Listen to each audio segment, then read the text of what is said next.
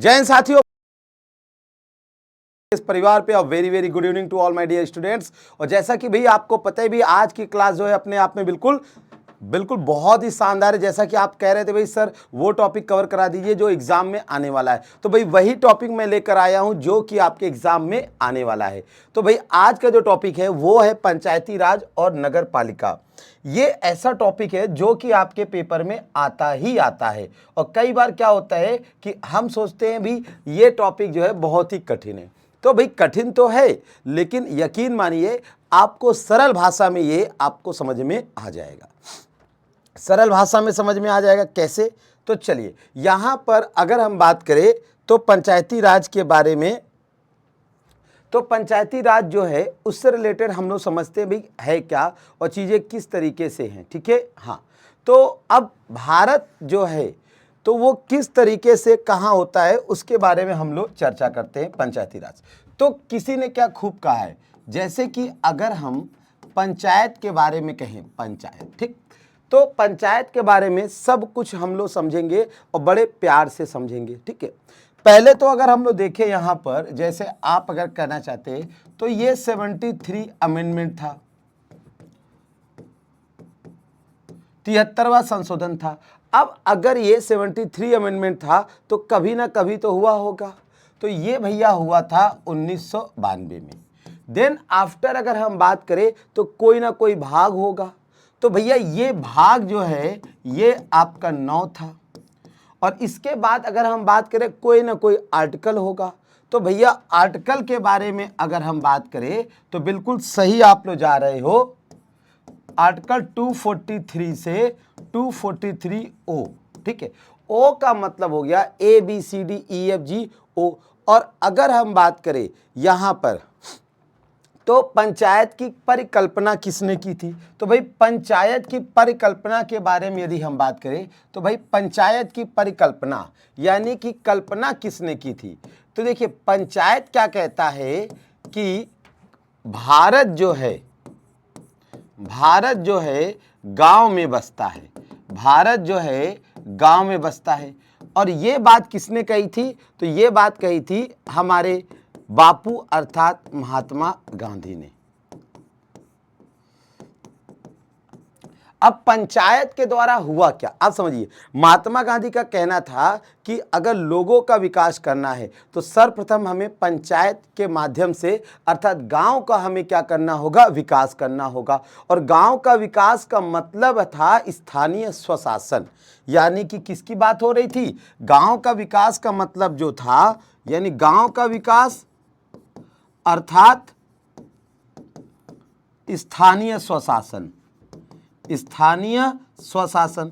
और आप कमेंट करके बताइए जो स्थानीय स्वशासन है ये इसका जनक कौन थे, तो भाई स्थानीय स्वशासन के जनक के बारे में अगर पूछा जाए तो लॉर्ड रिपन। किसको कहा जाता है, तो लॉर्ड रिपन को स्थानीय स्वशासक का जनक कहा जाता है। देखिए एक ही में हमने कितने सारे क्वेश्चन आपके जोड़ दिए। स्थानीय का हम लोग क्या कहते हैं, लॉर्ड रिपन। और ये कहानी कब हुई थी, तो ये कहानी हुई थी 1882 में। बोलिए समझ में आया कि नहीं आया। अब अगर पंचायत बनेगी तो पंचायत किसी ना किसी ने सुझाव दिया होगा। और पंचायत का मतलब क्या होता है, तो भैया पंचायत का मतलब होता है सत्ता का विकेंद्रीकरण। यानी एक प्रकार से अगर हम देखें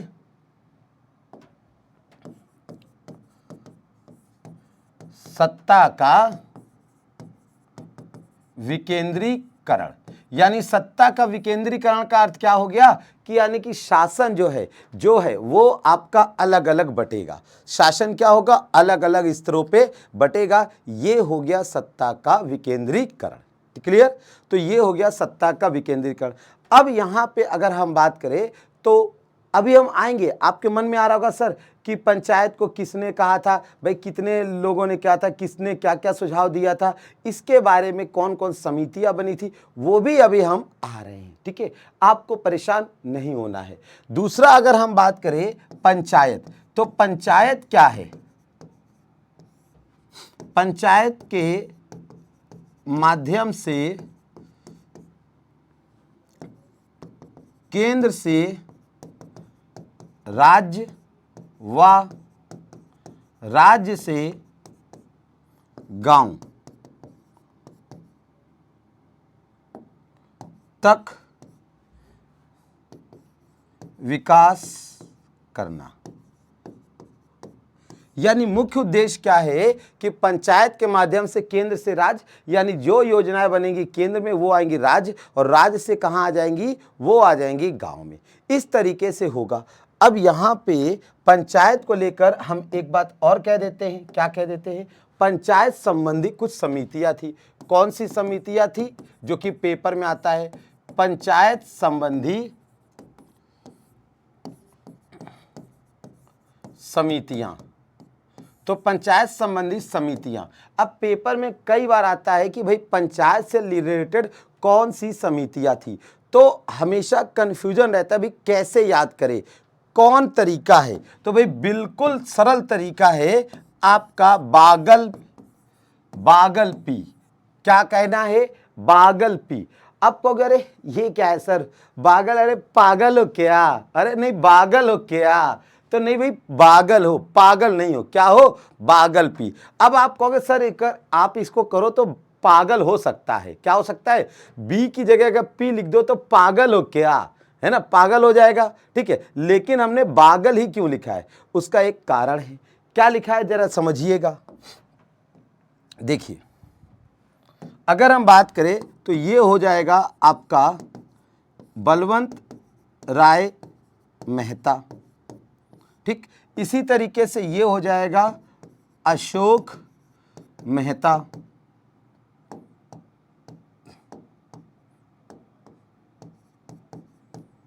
फिर ये हो जाएगा ये, यानी कि जी फॉर हो जाएगा GV के राव, GV के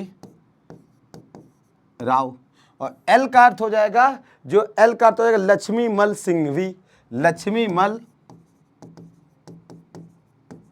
सिंघवी। और पी का हो जाएगा थुंगन। क्या हो जाएगा? थुंगन। ठीक, तो पी का अर्थ हो जाएगा थुंगन। और पूरा नाम भैया लिख दे, तो पूरा नाम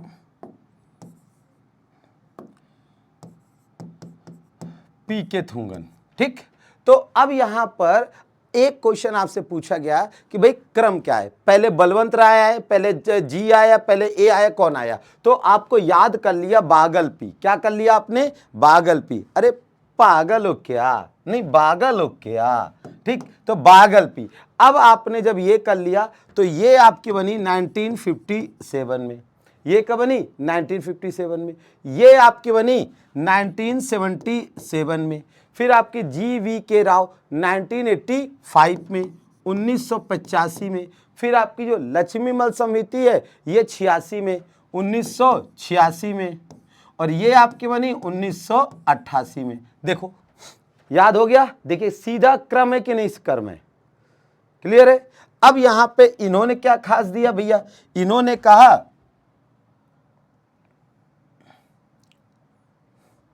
इन्होंने जो बोला, इन्होंने त्रिस्तरी की बात की। किसकी बात की?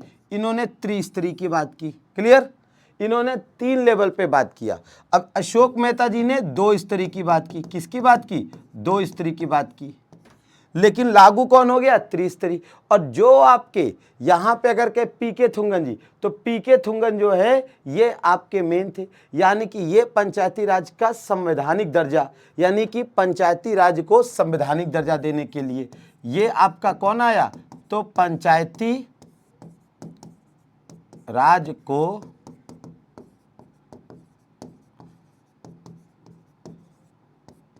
संवैधानिक दर्जा।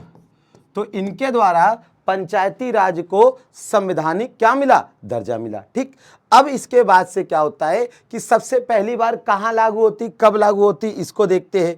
तो पंचायत यानी सबसे पहले कब लागू हुई? और यहां पे एक हमने प्रश्न किया कि कितने स्तर पे होगा, तो कितने स्तर पे होगा? 2 स्तर पे क्या होता है, 3 स्तर पे क्या होता है? तो जरा हम लोग देख लेते हैं भाई। पंचायत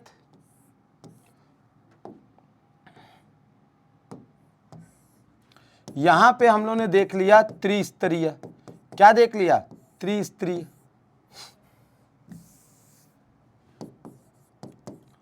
त्रिस्तरीय, यहां पे देख लिया द्विस्तरीय, द्विस्तरीय। अब यहां पे त्रिस्तरीय और द्विस्तरीय का अर्थ क्या होता है समझिए। जैसे कई बार आता है ना कि 3 स्तर पे क्या होगा, 2 स्तर पे क्या होगा, तो त्रिस्तर पे क्या होगा आप जरा देखिए। 3 स्तर पे यानी कि 3 होगा, 3 स्तर पे 3 का मतलब आपका हो जाएगा जिला, खंड, ग्राम। क्या होगा, जिला स्तर पर, खंड स्तर पर और ग्राम स्तर पर। जो खंड स्तर है इसी को हम क्या बोलते हैं, ब्लॉक स्तर। तो पेपर में क्वेश्चन आ जाए कि भैया खंड स्तर होगा या ब्लॉक, तो जो कहो आप वो कह सकते। इसी तरीके से जो इसका प्रमुख होगा, देखिए अब जो जिला स्तर पे होगा यानी जिला स्तर का जो व्यक्ति होगा उसे अध्यक्ष या चेयरमैन कहेंगे। क्या कहेंगे, अध्यक्ष या चेयरमैन। अब एक प्रश्न आता है कि भाई अध्यक्ष या चेयरमैन होगा तो इसका चुनाव कैसे होगा, तो भाई इसका चुनाव अप्रत्यक्ष। सब कुछ आपको सरल भाषा में, ठीक। इसी तरीके से जो खंड स्तर पे होगा, खंड स्तर पे, खंड स्तर पे, तो खंड स्तर पे व्यक्ति को क्या कहते हैं, प्रमुख कहते हैं। क्या कहते हैं, प्रमुख कहते हैं। और इसका भी चुनाव कैसे होता है, अप्रत्यक्ष। इसका भी चुनाव कैसे होगा, अप्रत्यक्ष। इसी तरीके से जो ग्राम स्तर पे होगा इसको हम लोग क्या कहेंगे, प्रधान, मुखिया, सरपंच। क्या कह सकते हैं, तो प्रधान कह सकते हैं, मुखिया कह सकते हैं, सरपंच कह सकते हैं, ठीक। और ये आपका कैसा होता है, तो ये आपका प्रत्यक्ष होगा। कैसे होगा, तो प्रत्यक्ष। अब बताइए समझ में आया कि नहीं आया। यानी कि जो आपका त्रिस्तरीय है, तो त्रिस्तरीय का सुझाव किसने दिया था, तो भाई बलवंत राय मेहता। किसने दिया, तो इसका सुझाव बलवंत राय मेहता ने दिया। अब ये हमने आपको यहां पर भी ये आपको हमने कहां लिखा, यहां पर भी लिखा है।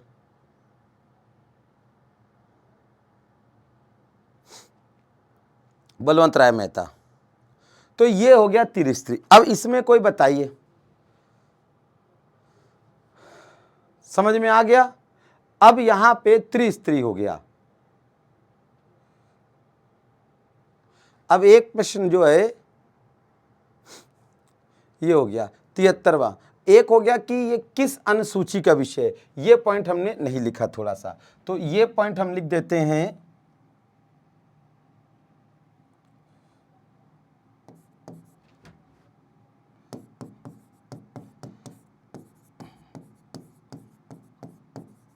ग्यारहवीं अनुसूची में, कौन से में अनुसूची में शामिल किया गया है, तो 11वीं अनुसूची में शामिल किया गया, ठीक है। हाँ जी, 11वीं अनुसूची में आपका शामिल किया गया है। क्लियर। अब यहां पे अगर हम बात करें तो अब पंचायत जो है कौन से आर्टिकल में है, यानी पंचायत की जो है किस आर्टिकल के अंतर्गत इसका गठन किया गया है, तो वही पंचायत की अगर बात करें, ग्राम पंचायत का जो गठन है, तो याद रखेंगे ग्राम पंचायत गठन, बिल्कुल सही जा रहे हो, आर्टिकल 40। कौन सा हो जाएगा, आर्टिकल 40 के अंतर्गत ग्राम पंचायत। पंचायत के लिए आयु कितनी होनी चाहिए, अगर आप पंचायत की बात करना चाहते हैं तो इसकी आयु कितनी होनी चाहिए, यानी ये तो ग्राम। तो यहां पे एक पॉइंट और हम लोग ध्यान से लिख लेते हैं, क्या,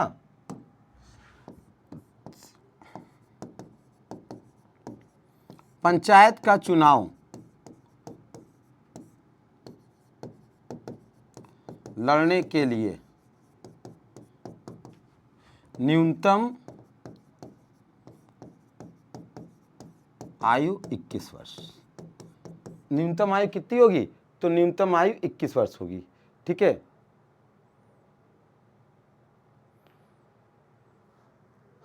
अब अगर हम बात करें यहां पे दो स्त्री, आगे हम करते हैं।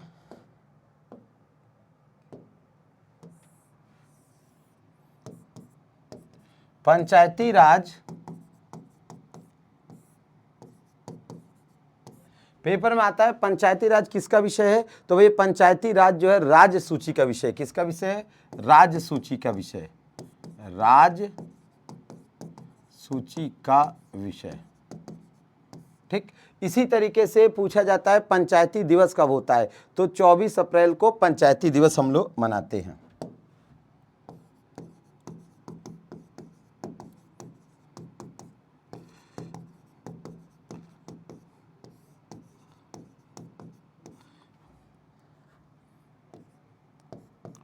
और इसके बाद से अगर हम बात करें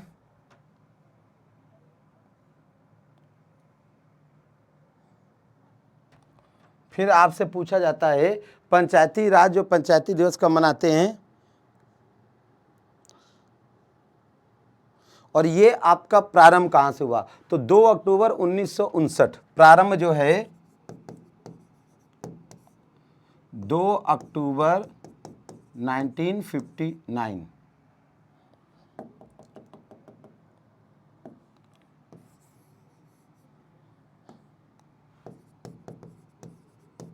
स्टार्ट, 2 अक्टूबर 1959 नागौर, और कहाँ से, राजस्थान। ठीक, तो 2 अक्टूबर 1959 को नागौर यानी राजस्थान से आपका शुरू हुआ। ठीक है, तो ये आपको मानना है। और लास्ट एक क्वेश्चन होता है पंचायत में कितने विषय हैं, यानी पंचायत के अंतर्गत कितने विषय हैं।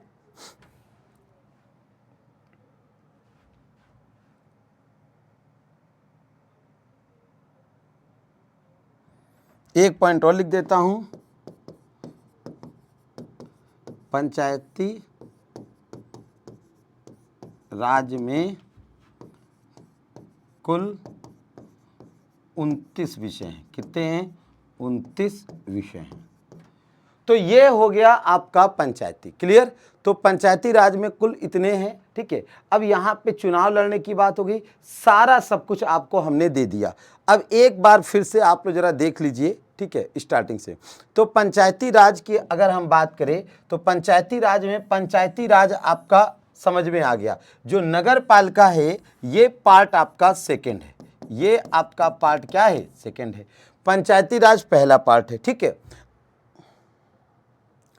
और यहां पे अगर हम बात करें तो पंचायत इस तरीके से हमने यहां पे पूरा आपको दिखाया, क्लियर। किसी के मन में कोई दिक्कत हो, पंचायत संबंधी समितियां कौन कौन सी बनी, तो भैया पंचायत संबंधी समितियां जो हैं, ठीक है, हाँ आप स्क्रीनशॉट ले सकते हैं। पंचायत संबंधी समितियां ये आपके बनी। फिर आपका पंचायत, पंचायत क्या है, तो बलवंत राय मेहता ने त्रिस्तरीय की बात की, और इसके बाद से अशोक मेहता ने 2 स्तरीय की बात की। अशोक मेहता का क्या कहना था अभी मैं लिख दे रहा हूं।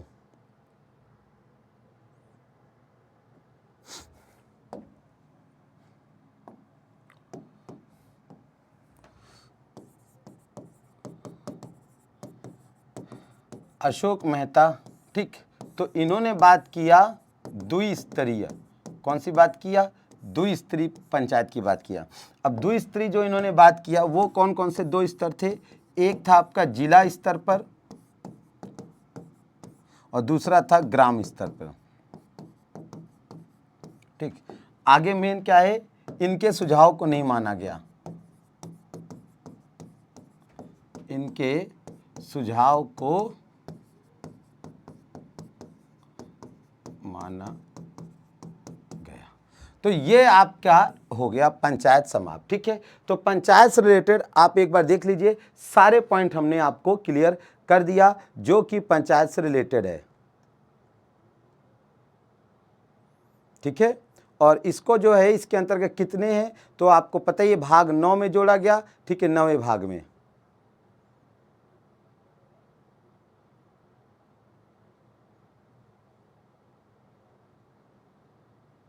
अब आते हैं थोड़ा सा 1-2 क्वेश्चन पे।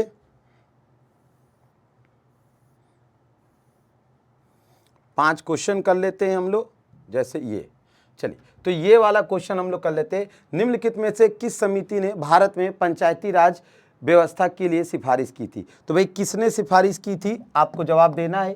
भाई किसने सिफारिश की थी, तो आपका सही जवाब है बलवंत राय मेहता।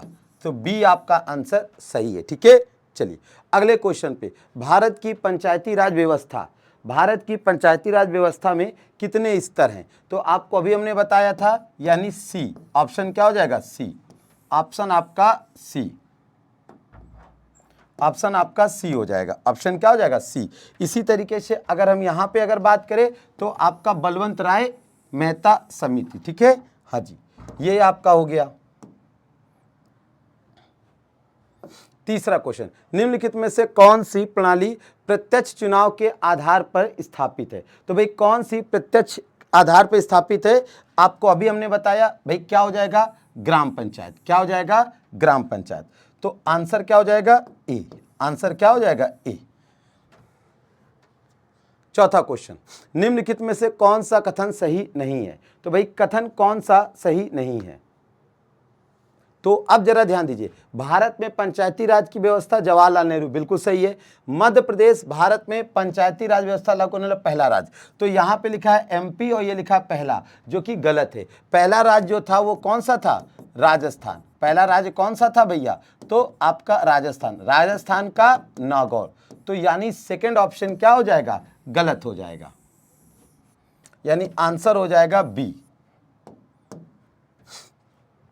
निम्नलिखित में से कौन सा अनुच्छेद पंचायती राज से संबंधित है? तो भाई कौन सा अनुच्छेद पंचायती राज से संबंधित है, ये आपको बताना है। तो भाई कौन सा आपको संबंधित है?